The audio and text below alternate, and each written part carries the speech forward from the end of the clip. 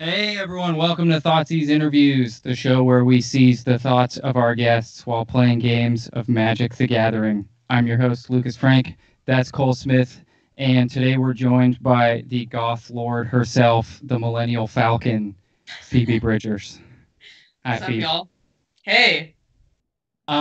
So we've prepared for you a really special Magic the Gathering deck. Wow. That has a lot of on-brand Magic cards. Cole, would you like to talk about this masterpiece before we get started here? I'd love to. Well, first of all, Phoebe, are you familiar with Magic at all? Zero. I remember when Lucas started playing, and my brother was like, Lucas, you're too handsome to play Magic the Gathering, which is like my favorite. I get that all the Like, time too. thing. So I guess for our Lucas, do you want to describe Magic for our viewers, and Yeah, maybe like Magic. what the game is, why we're playing it? Yeah, Magic is the lore of the game is we're two planeswalkers, and we're each casting these creature spells and sorcery spells to try and kill our opponent. So when Cole, we're playing Magic Online right now, which is this super archaic version of the game.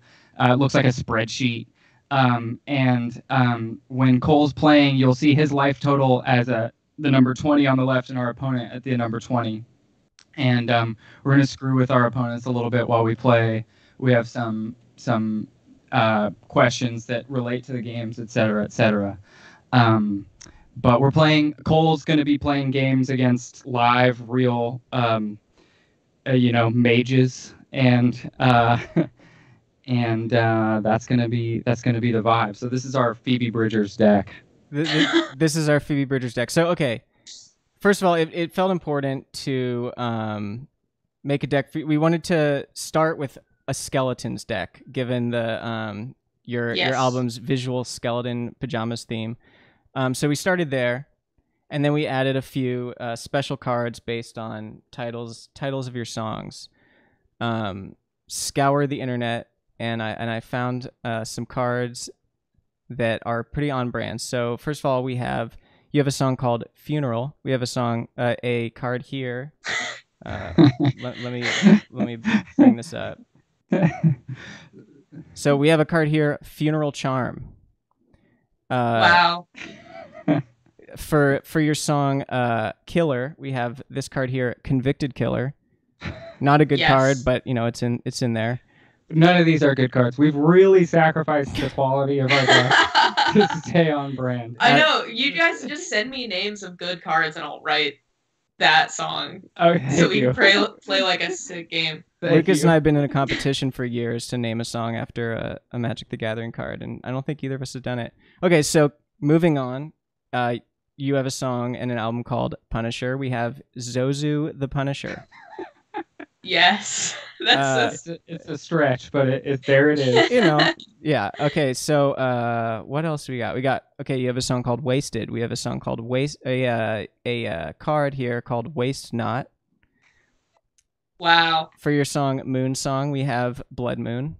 Very actually important card in this deck, and I'm glad you had a song called Moon Song because I'm glad we can play this card.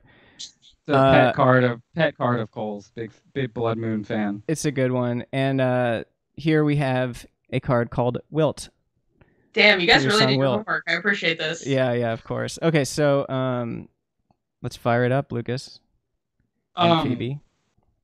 Phoebe, I was speaking of doing our homework. I was watching the Lars Phoebe Artists on Artists, and I saw that he found Einstein's dirty secret Yeah. and was Yeah, horrified. No, he was stoked. I was Yeah, he was. horrified. He Yeah. was so nice. He was like, He was. cool. How I you was like a horrified. rock.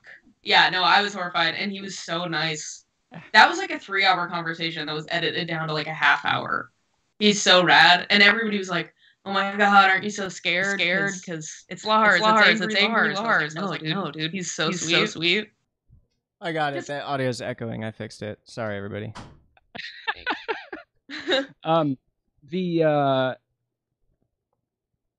Oh, good. Yeah, chat's blown up. Oh, yeah. Someone in chat also said that they have a Magic the Gathering play mat, like a Magic the Gathering yoga mat that you put put your cards on with your face on it, Phoebe. So this is worlds Dude, colliding here. Dude, I'm on a mission to make like the world's worst, most niche merch. Magic the Like, like Gathering. a mat. I'll make that. Yeah. That's my new thing too. Is like taking like rip-off merch or like Etsy merch and just like being like, that's a great idea. Oh yeah, You know? bootleg Like, merch I is could be some of the mad, best. It's the best. Yeah. Someone in chat calling you troll. They say that Dive loves Echo, and that's why we. Yeah, we just wanted a little Get reverb. wrecked. Totally Get wrecked, Cole. It's on brand, man. Yeah. So, there are a couple like Phoebe-isms that I wanted to ask you about that I didn't see you mention in interviews. And maybe they're deep cut in there, but you have a serious pet peeve about cigarettes being mentioned in songs. Can you talk about why that's unacceptable? I think it's just like a cop out. I mean, I do it too, and sometimes Really? You have a song with cigarettes in it? I have a song where it's like smoking. I have like many references to smoking, but I think like saying cigarette, it's often used as like a way to make sure that you know someone's hard or something, and it's just like the stupidest. It's like everybody smokes. Same with like, it's kind of a weird one, but I hate words that nobody would ever use in a song. On the opposite side of that, like turpentine, or like, like, you know what I mean? Like white guy songwriter words where you're like, dude, what? Like, is that a part of your life? And then sometimes like overly cursing, like being like this shit or whatever. It's like a cop out. You know what I mean? I'm like, you could have come up with a more descriptive word. And I guess like cigarette, it's just like, it's a scene setter that's like too easy. You know what I mean? Totally. I had a writing teacher say to me once that you shouldn't swear unless you really can't come up with a better word than the curse word you're using. I pretty much agree with that. Unless you're like having a conversation in the song, then it's like, I don't know. Then it's like an easy way to be like, this is a real conversation. Totally. You know? And then you also have a thing about like fake British accent people and affectation people. But my question to you is, there's also the flip side of the fake British accent where you have the just strong hard R, which is like a emo thing, I think. But I do that. You have the hard R. Do you remember? Were you with us? I can't remember any like band forms over any years because it all like blurs together. But I'm pretty sure you played on this recording. I think we were in a random studio in the Valley, and this guy was like, "Why do you say world weird?" Like world. Yeah. And look, I can't even say it normal right now. Yeah. Like world. Yeah. But true. That is you have a very unique way of talking, for sure. Yeah. I get a lot of shit for sounding totally different than my speaking voice when I sing. But like, I just, anytime any of my dude friends imitate me, they're like, sup, dude. Yeah. That's my imitation. Yeah, that's what you sound like. But but people say that to me too. They're like, "Oh, your speaking voice sounds nothing like your singing voice." If I were to speak in my singing voice or sing in my speaking voice, it would be horrendous. It would be such a train wreck. I think the only way affectations really bug me is if it's already someone's. Like, right. British accents are obvious because it's like, yeah, how many like American bands have like a weird fake accent from nowhere?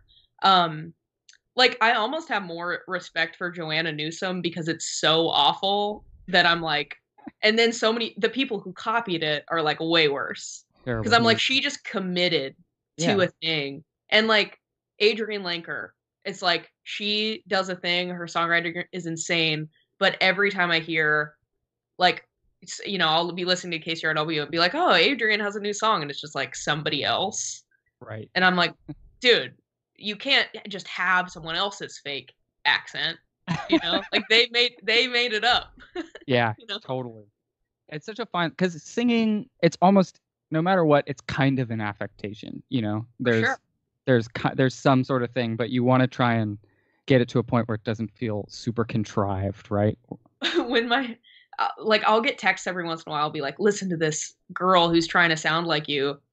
And it's mostly just like kind of lazy, like, and then I said it sucked or whatever. I'm like, is that what you think I sound like? Totally. To my friends? You know, I'm like, oh, thanks. Totally. Wow. Yeah, but that's what's so interesting about where you're at right now is people can do Phoebe impressions. You know, you're at this point where like people can dress up as you for Halloween. People could do a Phoebe spoof song, and people will be like, oh, that's a Phoebe spoof song, which is awesome. Did you hear the Bowen Yang one? The SNL guy. It's like, I'm gonna imitate an imitation, but it's like I didn't know he was a Scientologist. And it like crushed me. I'm like, damn, that's correct.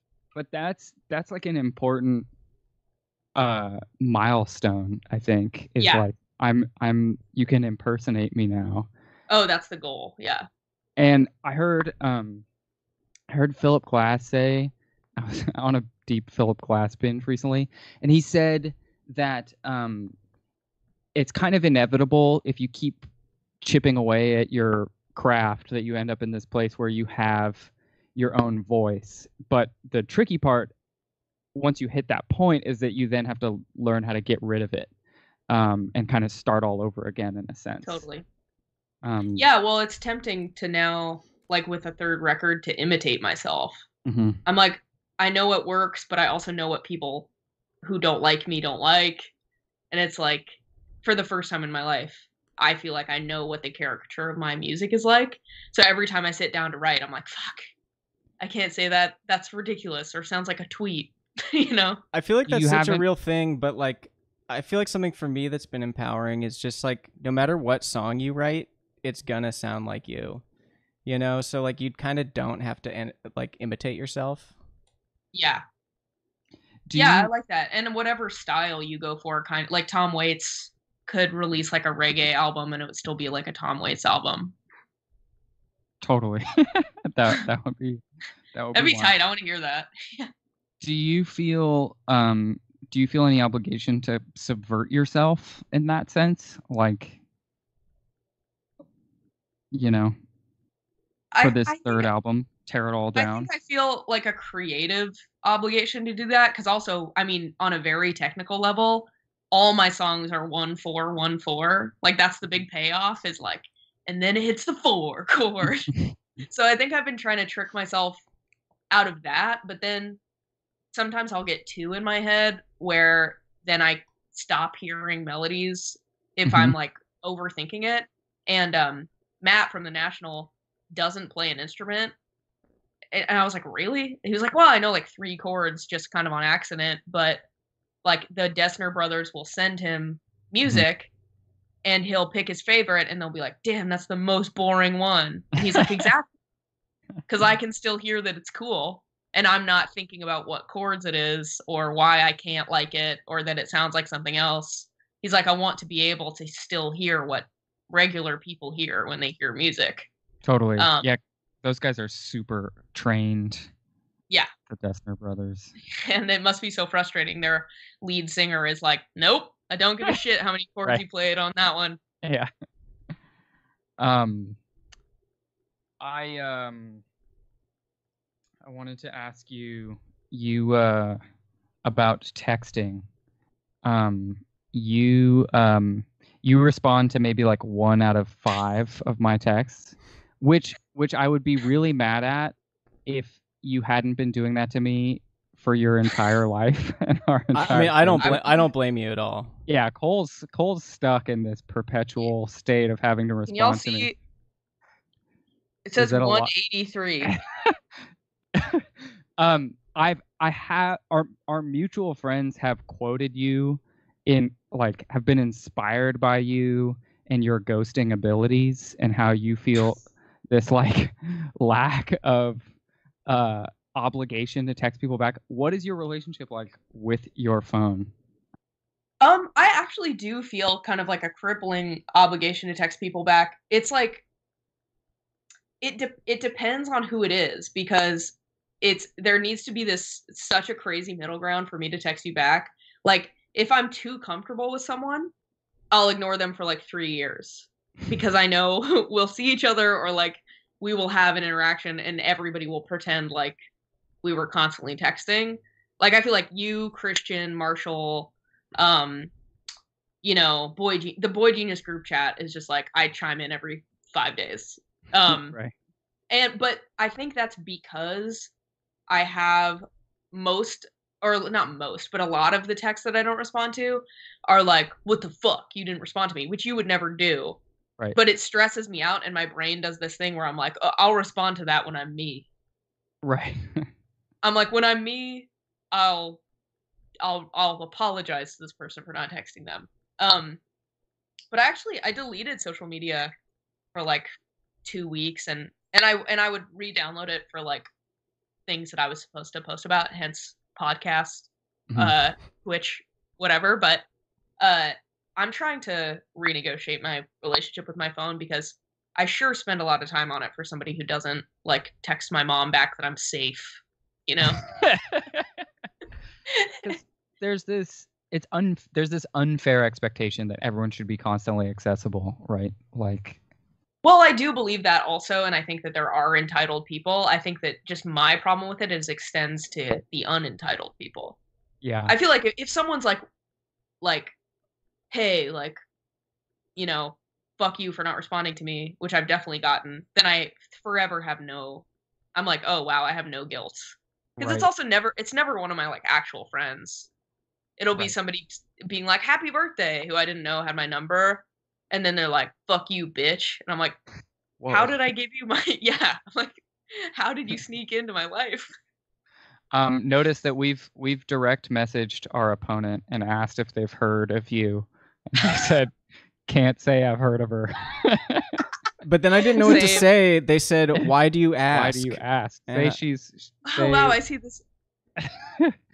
I didn't know what to say. I felt bad. I don't Ask want them if they want some nudes of me or something. Do you want Google her and Google her / would you like nudes? Phoebe, I was going to ask if you're willing, apropos texting, if you're willing I'm to not text saying some that. of our opponents. Why aren't you saying that? Cole. Literally, my Damn it, whole Cole. desktop is things that I pulled for inspiration for my Playboy shoot. Terrible.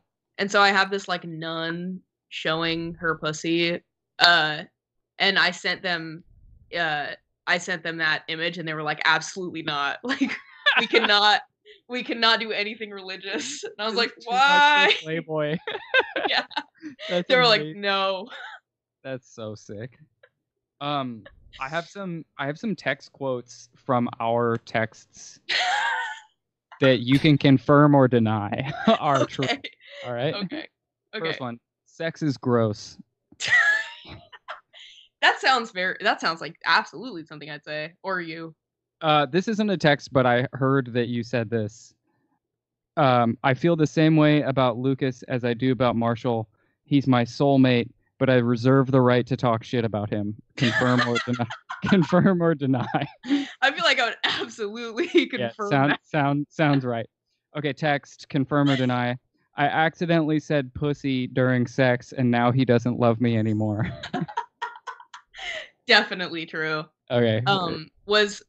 Sleeping with somebody that doesn't regularly use like aggressive American dirty talk, and was horrified, traumatized forever. So sick. You sent me a cursed sext that's my intrusive thought. I sent you a cursed sext? That someone sent you. It was like, oh my god. It was like, be hard or something. It was yeah. It was rough. It's really rough.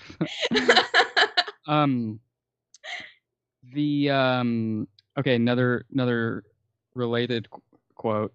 He's the least traumatized person I've ever met. Sleeps the dreamless sleep of the unoppressed. It'll never last. Yeah. That's definitely true. A really strong quote from you, dude. I can't date people who aren't traumatized. Talk a little more about that one, Phoebes. Like, are you ever like? Because my next one is about going to therapy. My next question, so yeah, strong or people segue. who aren't in therapy. If you're like, if you're like, yeah, well, this and this happened to me, and the person you're dating is like, that sucks, Right. and that's it. I'm like, Right. I can't. Or I need like a, oh my unbearable. god, my dad was kind of like that, or like I need some sort of like give, and untraumatized people are like, or they think you're doing like a, I don't know. If you're like, when I was 18, I passed out in the street and had to get taken in an ambulance. Fake story, but and they're like, what? Oh my god, I'm so sorry that happened to you. I can't have that either. Like I can't have like no sense of humor about something bad happening. Cole, You know what I mean? and totally. Cole and I were talking with Cole's wife, and Cole, how do you feel about the offering advice thing? Cole kept trying to offer like a solution to the situation, and it was just making things worse. Right, like ways of reacting to people where like if they say a problem and like my first instinct is like, oh, well, here's the solution I think that, there could be for the problem. But actually what people, or in this case my wife, wants to hear is like, I'm sorry that happened, and like, can I help? And not even can I help? I like my brain is just poisoned. That sucks. Yeah. I was just thinking about this today. I used to date somebody who had the best reaction to it ever, where I would be bitching, and because when I get in a mood and I'm mad about something, I need to just be mad for a while, and I don't really want to hear logic. And they're like, well, you could just respond and say this is this, and I'm like, I don't fucking know. I don't know. No. I'm the same exact way. And it's like something that I probably will do, but I used to see somebody who was like, oh, wait, you didn't ask for my advice. You wanted me to say that sucks. I'm like, yeah. So even catching yourself in it is kind of the, like, I always thought that was funny. Just like, oh, wait, we're not solving this problem yet. Like, we're just having this problem. Yeah. You're kind of a serial monogamist. I feel like since you were 15, you've been like thing to thing to thing to thing to thing. I don't know if it's monogamy only, but it's definitely like intense relationship to intense relationship. Which I'm kind of excited to be not in. Like it's nice to like, I don't know. Yeah, I haven't really calibrated my life, but also tour is like, how can you even really date people? I would see somebody that I was dating for like 2 months and then be on tour. Sorry, quick game update. We've lost, so I'm going to concede the game and move on to the next one. We're gonna lose a lot of them. Sick. Yeah, I don't know. I don't know about this like method as a game tactic. It's a horrible method, but it's on brand. Yeah. Are there like undefeated people? Like, no. Is that part of it, or you just don't give a shit how many times you lose? The best of the best Magic players, like the pros, have like at the highest, maybe like it's high like a 60% something win rate. Yeah, it's a lot of luck involved in the game. Like I beat the world champion last year. Flex, humble brag. So you're gonna be dining out on that for like the rest of your life. Lucas, exactly I'm so proud of you, man. I'm just thank you. My point was that any, I know your point, Lucas. You won. Right. You won. So how has you were telling Lars about therapy? I loved the Lars interview. It was really sweet. Me too. You were telling Lars about re-upping on therapy in times of COVID. Have you been in and out of that scene? I think it's important to talk about therapy and stuff like that publicly because it's kind of stigmatized for literally no reason. Yeah, I have been deeply in it. I think I just made it a weekly thing, and then like 2 weeks into it, kept bailing. And my therapist was like, "Yo, just tell me if it's not gonna be weekly." And I was like, "Oh no, it's gonna be weekly. It's gonna be weekly." And it's cumulative. Like it's fucking exhausting. And I also do EMDR, which is extra exhausting. It's for like trauma therapy, and it's like eye movement thing. Yeah, you can't really do it on Zoom, but there's all these other like hippy dippy ones that you can do, where it's basically like you traumatize yourself, then you think about, like, you talk about something traumatic, and then the therapist is like, when else in your life have you felt like that? And can you just close your eyes and kind of float back and think about that? And then you like self-soothe, and try to calm down, but keep thinking and thinking and thinking. And it's totally changed the way that I think about everything, where I'll get, or like, we were just talking about, you get upset from some tiny little thing and you're just mad, mad, mad. And in my actual day-to-day life, I'll be like, oh yeah, like I used to get like this, or I've been getting like this a lot. Instead of just thinking it's kind of like an isolated incident and you feel like sometimes it can be totally unrelated to what's actually happening. What changes? What makes you think? How do you, when it comes back up? How are you approaching it differently? Well, realizing that it's noticing the pattern. Noticing the pattern is important, and then having kind of, I feel like the best tool from it is thinking about the worst case scenario.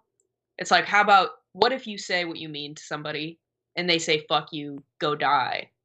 And then my therapist will be like, think about that.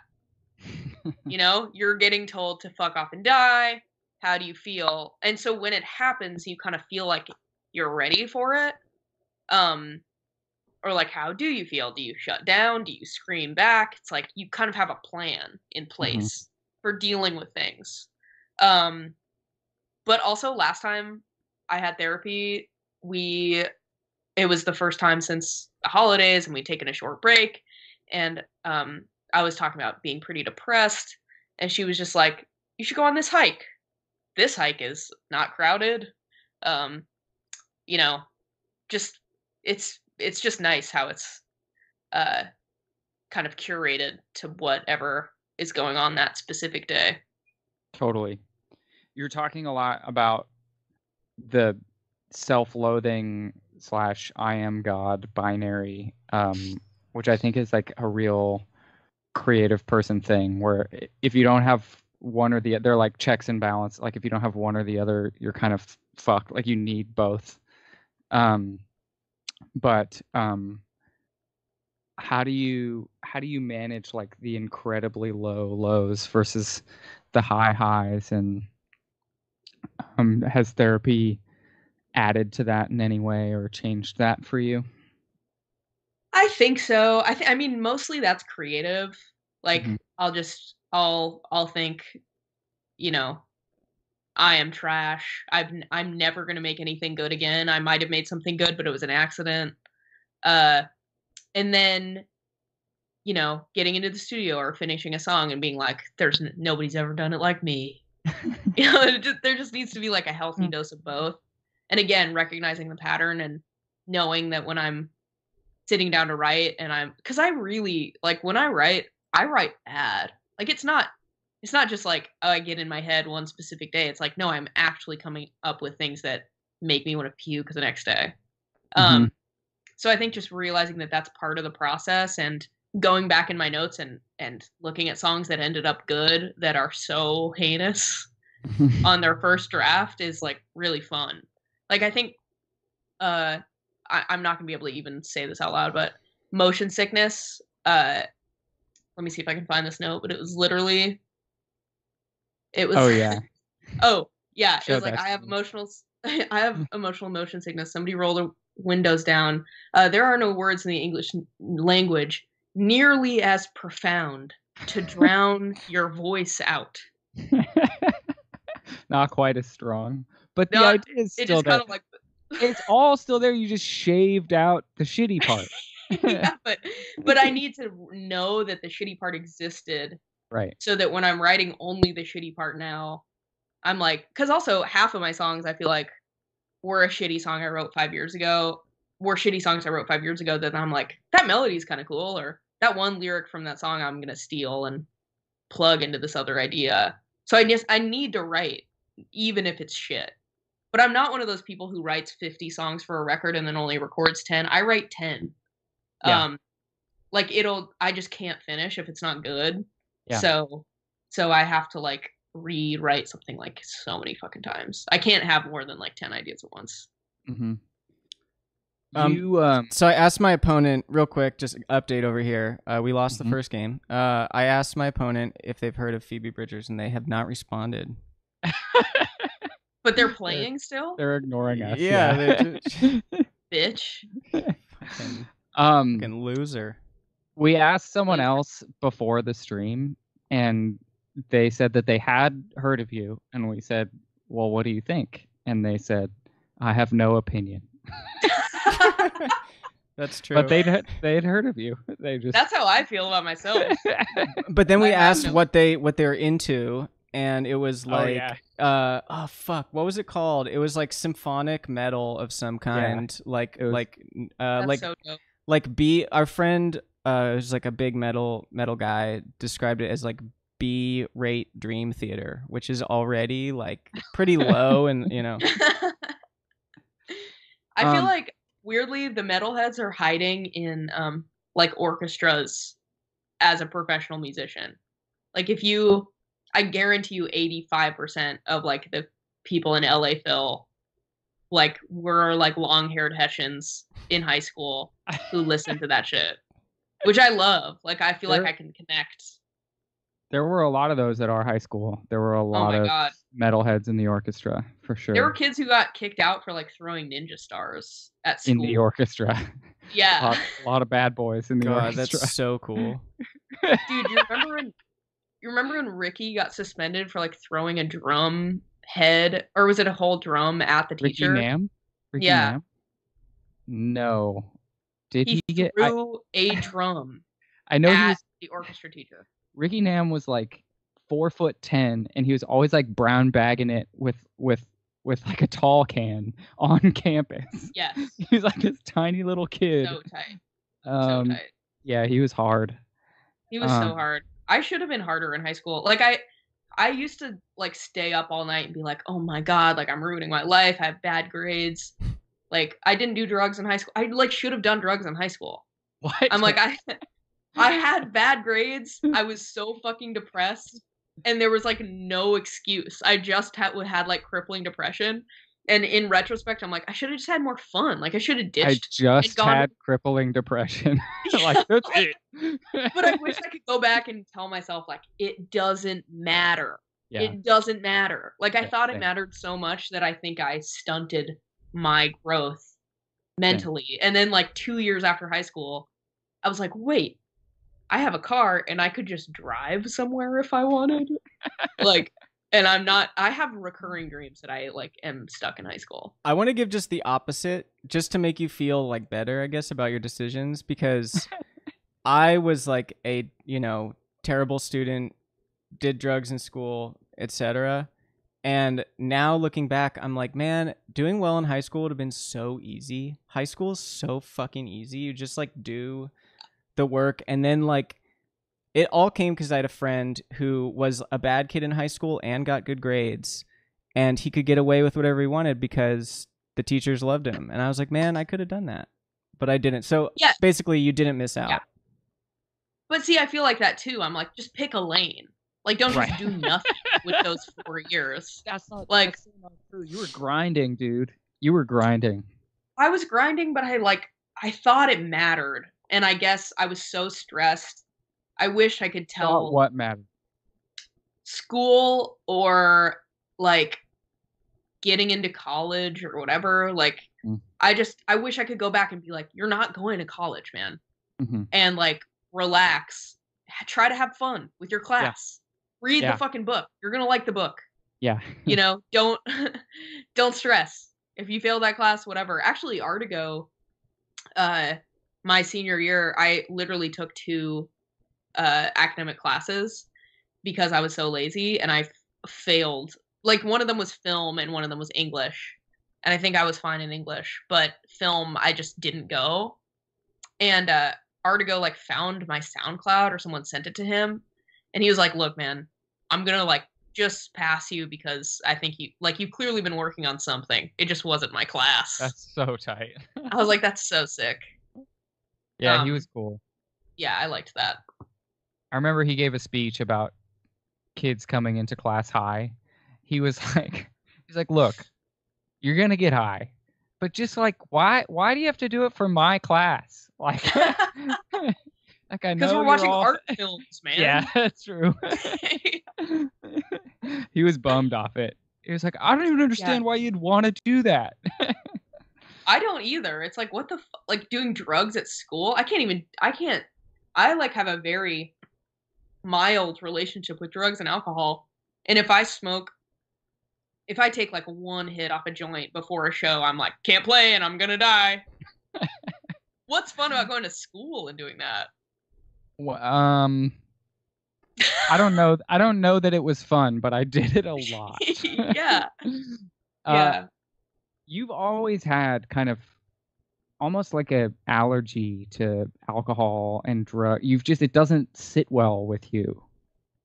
No, I'll literally drink like 2 glasses of wine a night for 3 nights and then like wake up so sick. It's kind of a blessing. It really is. It's just like, I also learned a really fast lesson on tour. I have like a no anything policy on tour, because I'm like, any opportunity my body can take to be super sick, it'll just take. Yeah. So I'm super anal retentive on tour. I'm like, actually on Boy Genius, we had a competition for who could get in their pajamas faster. Like right after the show was done. We won a game. Like, I just want to say. Hey, we won a game. Yay. Wow. The Phoebe Bridgers deck prevails. Correct. Damn. Hey, this could take off, man. Who can get in their PJs fastest? That's really tight. Yeah. Paul, do you have any But you won because you got to play in the skeleton PJs, so like... True. Right? Yeah, you just came off... No. Boy Genius had a whole different aesthetic, man. They had jackets and stuff. Oh, we're talking about a different band here. All right. Correct. Yeah. Sorry, I'm concentrating on the game here. You're supposed to concentrate on the interview first, Coley. Do you have any questions you'd like to ask our wonderful guest? I actually do. I guess mine are more like music related questions because you know. Lame. So, Phoebe, you've collaborated with some of the greatest artists of our generation. What was it like to collaborate with Lucas Frank? Fucking incredible every time. Man, I remember the first song you played me, because I was terrified. We've talked about this. I was terrified. I was like, fuck, this person I know. So I was like, the person I know who's like super good at an instrument. Or like anytime somebody has done something else for a long time and then switches lanes, I'm like so scared. And I was scared. You're one of my best friends. And I was like, oh God, what if it's bad? Because I've definitely had that experience.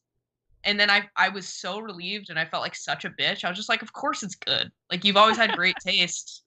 And it's like, it's just fun that you're like a different character in my life than I thought you were going to be, you know? Like, you're just like also a crazy fucking drummer, but then I like take people to your like crusty ass fucking warehouse show where like naked people are dancing. I'm like, this is so tight.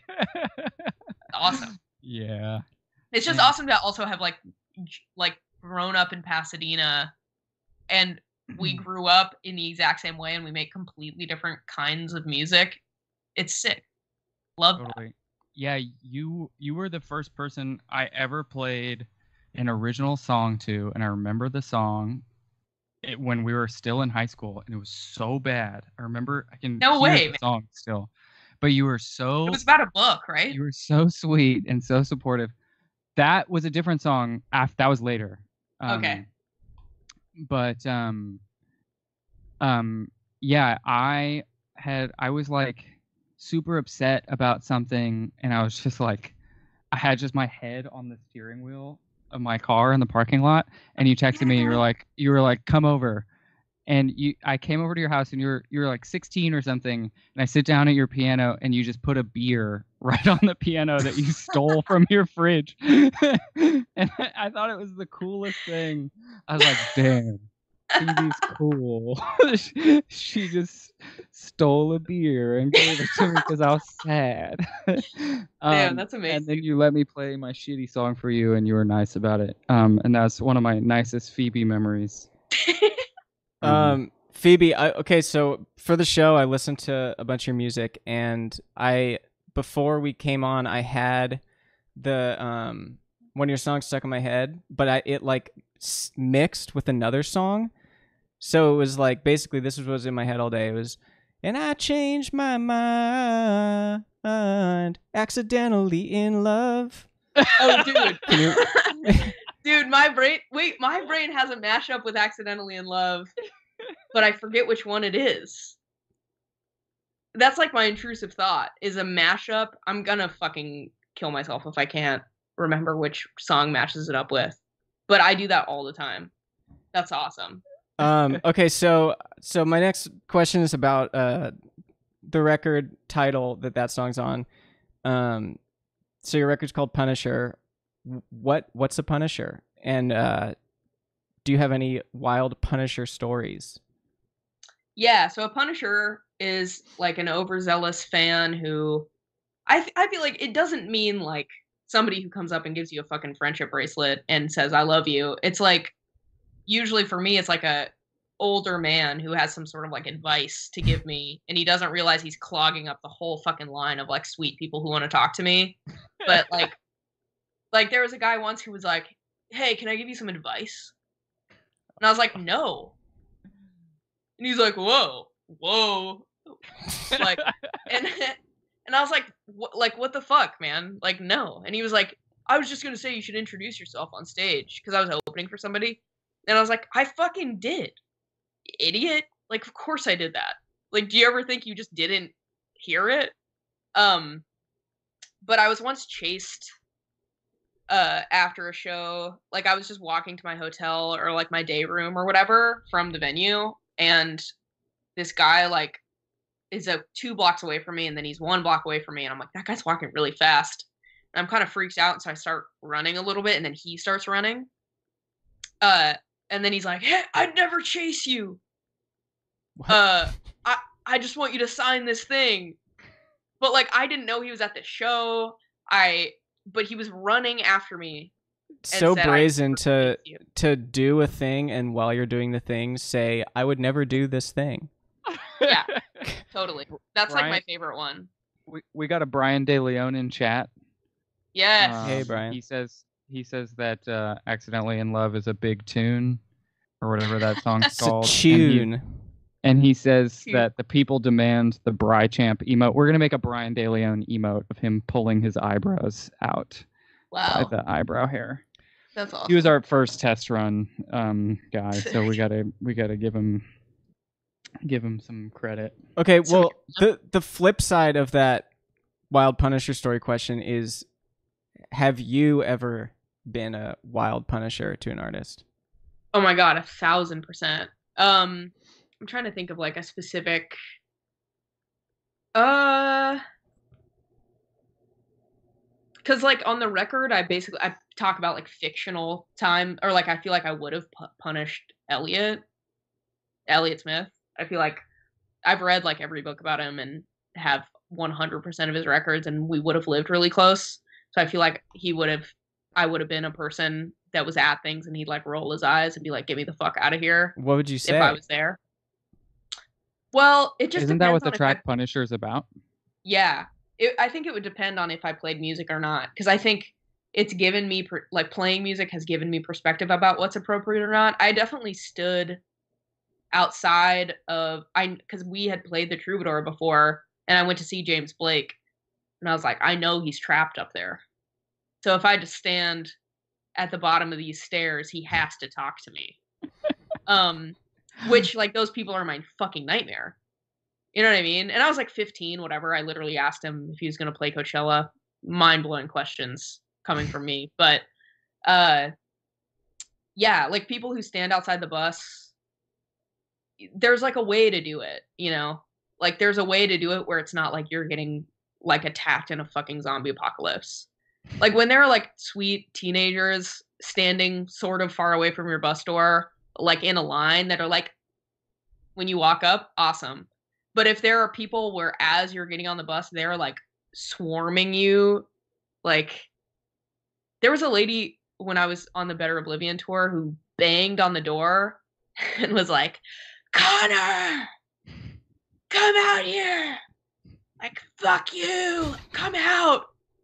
And we were joking that we should like be like, oh my God, we're so sorry. They locked you out.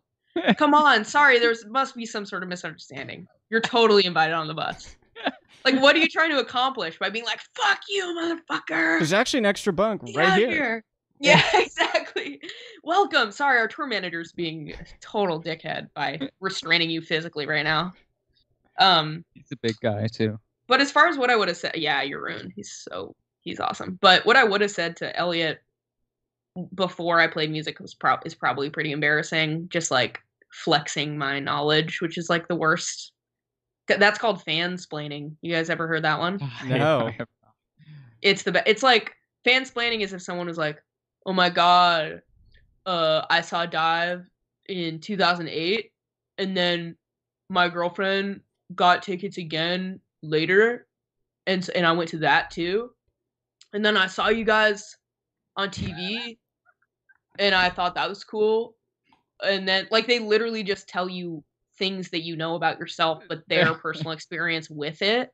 Totally, or just like, but with no like personal stuff behind it. Like you know, a show in New York and somebody outside's like, I saw you in Florida. Like, like what else, man? It's not like, and it was so awesome. Right. Thank you so much for an incredible show. That's why I came back. It's like, you know, I almost went down to Chattanooga, but I was like, that's far. So I'm here instead. So I mean, if you take the 82, it's a 5 minutes shorter, you know. That is so fucking real. Dude, one of my favorite punishments ever was this guy in Toronto was like, oh my God, I'm so excited that I got tickets to the show because this venue usually sells out really fast. That's such a good backhanded compliment. It's so good. It's not even a compliment. It's just bad. Oh my God, I'm so glad I got tickets. Like this venue usually just like you can't even get tickets for it. It sells out so fast. That's awesome. Yeah. Well, I think we're gonna lose this match, so I'll guess. That's fine. They wouldn't even ask again about Phoebe. They have to know about Phoebe. I don't believe that they don't know. Just respond and be like, bitch. Tell them you won't concede until they respond. Stop the count. All right. Well, I guess my next question. You know, okay, look, not to get political here, okay, but it seems we're in the throes of a global pandemic where we've seen rising numbers of cases in the U.S. on a daily basis. So my question for you, Phoebe, what was it like? And I'm genuinely curious, what was it like to release an album during and have such a like majorly ascendant album promotional cycle during a period of quarantine? Parts of it were so fucked up, just like the emotional turmoil of this year. If I had known what it was going to be like, I think I would have relaxed more, but it was like terrifying to wake up and be anybody this year. So having to work during that was shitty. But there were parts of it that were incredible, like doing a European press cycle where I'm sure, as you guys know, you kind of get like insulted over and over, and like flying across the world for a German guy to tell you that like chicks normally don't make good music or whatever. Getting to do that in the comfort of my own home was like amazing. I was just like, who gives a shit? Like I get off the phone and have a cup of coffee in my own house and then take a nap or whatever. But then that got pretty redundant. But another reason I think it was positive is because I think everybody wanted to kind of commiserate about the apocalypse this year. And that's a lot of what my record is about. So I think it weirdly kind of fell on the right isolated, miserable people at the right time. And it was also just fun to think of like I did a performance from this bed, and I did a karaoke performance and I sang in my car. And that's fun because playing on TV over and over, it's never your best performance. It's like nerve-wracking. You wait around for 8 hours and then you're needed for like, mix is always horrible. Oh my god, Connor played a show once where they just muted or they mixed up a DI and another input that was like inactive, and so he's just playing guitar, but it sounds totally a cappella. Oh my god. Because they just muted his fucking guitar. Oh my god. Holy shit, you guys, we won the match. Oh my god. Bitch. I can't believe it. Wow. In Magic the Gathering, you guys, you have to win best 2 out of 3 games. So right. we won 2 games. Wow. Brian, I'm so proud of us. Brian says, Brian is accusing you, Cole, of saying plandemic accidentally. A lot of people in chat are accusing you of accidentally saying plandemic. I said, you said pandemic. There is an L in there accidentally. Yeah. It was planned by the fucking government to make my record more successful this year. So you heard it here first. We got George Bush III in chat saying poggers. Nice. Okay, to be clear, Ray. I said pandemic, playing the game, producing the show at the same time. It's, Cole is wearing a lot of hats right now. Okay. All right. My last question for Phoebe before we have a little segment that we've prepared for you. We have 2 segments. Oh, do we? Yeah. Nice. We have 2 segments. Yeah. So I don't know if you saw, but Lana Del Rey put out a song this morning called Chemtrails Over the Country Club. Oh, yeah. About her and her sister contemplating God watching the chemtrails over the country club. So you sang about you and your brother watching the chemtrails over Goodwill. So I guess my questions are, one, a wistful question, what were you contemplating? But what do the opposite venues of the country club and the Goodwill mean about your perspectives as artists or as people? Well, I've always figured her commentary is like chemtrails, meaning the conspiracy theory where the government is poisoning poor people. So when you're at the country club, you're not thinking about it. So I think her perspective, to me, I've always read it as like wake up sheeple. Whereas I actually try to say JPL in that lyric. Oh, because but it sounds really bad. Yeah, and that's what we actually do. We go on like the Devil's Gate hike, and there's like a conspiracy theory that there's a reservoir that's the gate to hell that like L. Ron Hubbard and Jack Parsons created in Pasadena. It's pretty sick. And Jackson and I will go down there sometimes, but if you sing it, it goes, park at JPL and stare at the chemtrail, which has always been my biggest pet peeve when you have to pronounce a word different to fit it in or make it like shorter or longer for the phrase, like it's forced. So sounds like a jingle for JPL. JPL, yeah. But Goodwill, Jackson and I also go there all the time, and he will get like a million different kinds of ties. And as far as our like the class discrepancy or whatever, I think it's just like, I still think Goodwill is like a hipster spot to go. So Brian, all caps in chat, Lucas is a Scientologist. True. Damn, then fuck you, Lucas. Just when I thought you couldn't get any cooler. Phoebe, okay. I'm waiting for my check for the Huntington Garden song, by the way, Phoebe. I know. Dude, Lachlan texted me about that too and was like, it's so sweet that you wrote about that. I'm like, fuck, I forget that I'm talking about things that happened with other people involved. No, honestly, so like, can you imagine? It is sick, but like releasing a song or like kind of my nightmare is like, I don't know, you take a friend to lunch or something, and then 3 years later they put out their record and they're like, and I stare to you across the table. I feel like I do that to people. I'm like, when we hopped the fence to break into the Huntington and you pushed Max over while he was pissing, that was like a seminal moment for me.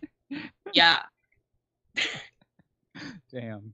That's a fond memory though. I'm glad that it's what's the word I'm looking for? It's memorialized in that song. Immortalized. Immortalized. Yeah, I have like a lot of really great Pasadena memories with you. Like I feel like your Pasadena zone is also so like it's kind of spooky and more like horror movie suburbs than my house. That's where all the Satan worshipping was going down, man. Totally. You got to those tell me all areas. this stuff because I live in Pasadena now and I don't really know anything about, got to give me specific addresses. You showed me the Christmas decorations houses, Christmas Tree Lane. That was cool. That's rad. Did you go? Devil's Gate Yeah. is great. I haven't actually been to Devil's Gate. It's kind of scary, and it might be technically illegal to climb down there because it's like this big scary ladder. But we went down there, and I can tell that the JPL like interns or whatever are also were like also sneaking back because it was literally like from Stand By Me or something. Yeah. Like a perfectly cast, racially diverse group of nerds being like, "You fucking go down. No, you go down. No, there's people down there." Like they were trying to convince each other that it wasn't dangerous. There was like a kid smoking weed. It's great. So tight. My brother did mushrooms there on Halloween and has this amazing recording of because he just started recording because there was like a Satan worshipping group screaming, and there's someone going like, I spit on the book of lies, and they throw down a Bible. Wow. And then at the end of the fucking recording, after they're done with their ritual, one of them's like, "Do you guys want a cupcake?" To like my brother and his friends. So it's like my favorite voice memo. Damn. When we busted into Huntington, for those who don't know who are listening, Phoebe and I broke into Huntington Gardens at night together when we were kids. Were you there with us one of the times we got chased out, or did we have a peaceful? No, we had a peaceful time, but I was terrified of that. I think we might have seen a flashlight and been like, "Goosh!" Okay. But there were no people. Like, okay. I think we saw like a flashing light or something, but because also that little zone, like the mausoleum zone, isn't even really like up in there. It's just the although that's totally closed as a member now, as a contributing member. Yeah, you go a lot. I go all the time. I think that's what I love doing that, like kind of demystifying things that I did when I was a kid. Mm-hmm. I love autonomy. I'm just like, oh, I can just go to that place. Totally. It's cool. Let's do the segment, Coley. All right. Wait, do you want to do? I guess yours is maybe a better closing one, or do you want to do yours first? Whichever you think's best. All right. Do you want, Phoebe? We got two segments. You can pick. We got hypotheticals based on would you rather, and I love writing hypothetical questions. Or we've got another segment called Nick Cave song or MTG card. Oh my god. Let's do hypotheticals first and then end on Nick Cave song. Okay, cool. Also, yeah. I know. I saw. Yeah. the man is right behind you. That's Brian Yes. DeLeon, right? Yeah, it is. Brian also said he's screen recording this and sending it to the cops, so we're totally screwed. He's sending it to you. Bootlicker. Phoebe, a witch comes to you, offers you Harry Potter-style magical powers. In exchange, you have to mention cigarettes in every single one of your songs from now until the end of time. Do you take the exchange? Yes. 1,000%. I would sacrifice all music. But like to be Harry Potter, to be in Harry Potter. Because if you can use different words that aren't cigarettes, then like mentioning is fine. No, you have to say cigarettes. I'd still do it 1,000%. Yeah, I figured you would. Yeah. You're literally a witch. You have to choose between two special powers. Special power A, you can seduce anyone on this earth, but after coitus, you immediately turn into a cartoonish, classic big-nosed witch, with the wart and the whole thing, and you immediately traumatize your lover beyond sanity, beyond recognition. But you can have anyone on the planet. Special power B, you can fly on but anytime you do, a cocker spaniel somewhere on Earth dies. B. Sorry. I fucking I feel hate like- Cocker Spaniels. Well, I also just think like, well, I guess maybe Abe, and I never use it, you know. But like B, in emergencies, I'll Yeah. fucking do it. You'll I'm like fly a, and kill I'm a like Cocker a Spaniel. full, yeah, I'm like a full-on vegan. But Yeah, if me my, too. I don't know, But if I my hate like Cocker brother Spaniels. was like, yeah, I don't know, I like pretty down with all dogs. Maybe they like, I just in my mind I'd have to meditate and be like, that was a dick Cocker Spaniel. You'd have to justify it somehow. Yeah. Okay, last one.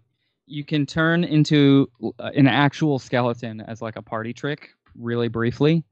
But every time you do, your left leg gets just slightly bigger.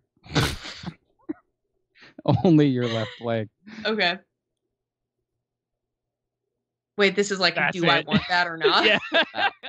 I mean, yeah, like then you make the choice every day whether or not to make your left leg bigger. And I feel like just immediately shock people and become a skeleton. I think I'd do it like if I got to play SNL or something, I'd wait my whole life, and then it's like halfway through SNL performance, like do Yeah, it, and then that's okay. it. Never do it again. Yeah, And everyone's like, "Oh my god, was it real? Was it fake?" that's like Bilbo Baggins in the Ring of Power. Exactly. Okay, well done. We have now we have our next segment, Nick Cave song or Magic the Gathering card. All right. We need like a song. We need like a song, like a sound to play for each segment. You know what I mean? Oh, that would be a good idea. Yeah. Like next one. trumpets or something. Okay.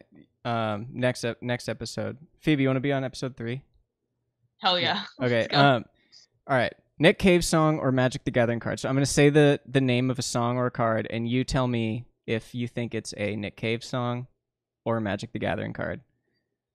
And Lucas, you can't chime in because I think you know all the Magic cards. Okay. Okay. First one. Gates to the Garden. Fuck. This is hard already. They're hard. Honestly, they're hard. Nick Cave. Yep, you got it. All right, 1 for 1. All right, number 2. Path to Exile. Magic. 2 for Oh, 2. yeah. 2 for 2. All right. Third one. Lingering Souls. Magic. Shit. 3 for 3. All right. Young Hunting. Nick Cave. Look at this. 5 for 5. Okay. It's a tough one. Dark Confidant. Oh fuck. Nick Cave. Nope. That's a Magic the Gathering card. No. One of Lucas's favorite cards. Cole, we lost. Cole, I can't hear you. Wow, I thought there was like a dramatic pause on purpose. Oh. Yeah. No, you were wrong. Damn it. You're wrong. What happened? I don't know. So what do we got? We got. Okay. Okay, there's a bunch. I guess we'll just power through them. The Mercy Seat. Magic. Nick Cave. Damn it. The Curse of Millhaven. Magic. Is it back? You skipped one, Cole. Oh wait, the stream froze. Hold on. What's it look like?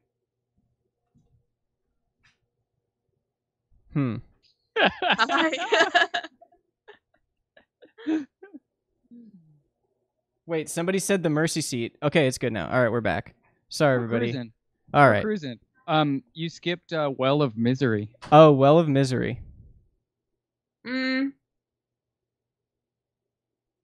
Magic? It's a good Nick Cave song. You'd like it. It's Nick Cave. Damn yeah. it. Okay, Anger of the Gods. Magic. That's a Yeah. magic card.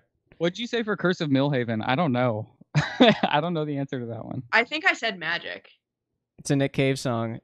Fuck. Okay, we got Release the Bats. I consider myself a big Nick Cave fan and a big Magic the Gathering fan, and I don't know the answer. Magic. It's Nick Cave. Fuck. Okay. Just shows you that this is good. Yeah. Wait, I have a good one that Marshall did once, which was Morrissey or Donald Trump. Ooh. You guys should have that as a segment. It's amazing. We'll do that next time. Black Crow King. Nick Cave.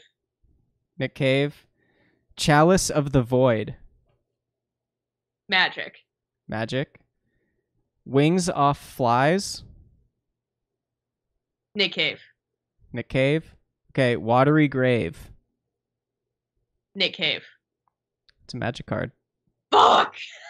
And then the last one, Deathrite Shaman.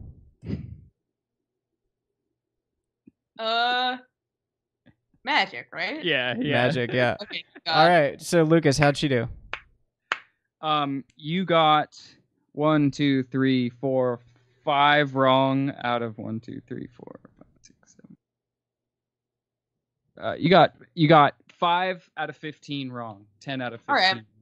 Pretty I'm good. okay with that. Yeah. that's Honestly, I would have gotten 3 of those wrong. And I knew 90% of the magic cards. Well, I'm also just like, I love Nick Cave, but a lot of it goes over my head where I'm just like, it's like Patti Smith or something where I'm like, the idea and his like commitment to it is cooler than me putting it on. Right. For pleasure. I'm gonna get screamed at by Brian. But he's already said come on, all caps. But yeah, like there are definitely records in there where I could see there being a what was the last one? Deathrite Shaman. Deathrite Shaman. Definitely could see that being a song. And he has such a huge catalog too. Yeah.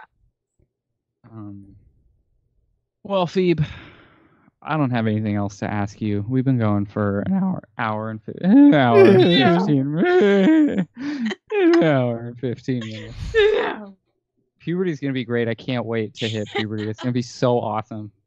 Dude, you should start. You just wait till you start getting boners. It's Brian, rad. I bet it's the best. I bet it's amazing. It's the best. Brian says, "How dare you?" All caps. Sorry, man. I love him. Yeah. I have to ask the chat real quick if they've heard of Phoebe. Oh yeah, you yeah. gotta ask our opponent. Yeah. Thanks for the reminder, Twitch chat. Because Phoebe, is there anything that you feel magic has brought into your life after this interview now? Do you feel different after? Nope. They said no. Damn. Well, I guess I know who not to market to now. I'm not going to make that magic mat. Oh, totally. The first person someone in chat clearly, has Magic the Gathering Phoebe merch already, which is tight. Well, I think I've learned that this would be a great tour game. And I feel pretty confident in that. I have a couple Magic cards in my life, but that I just like the way they look.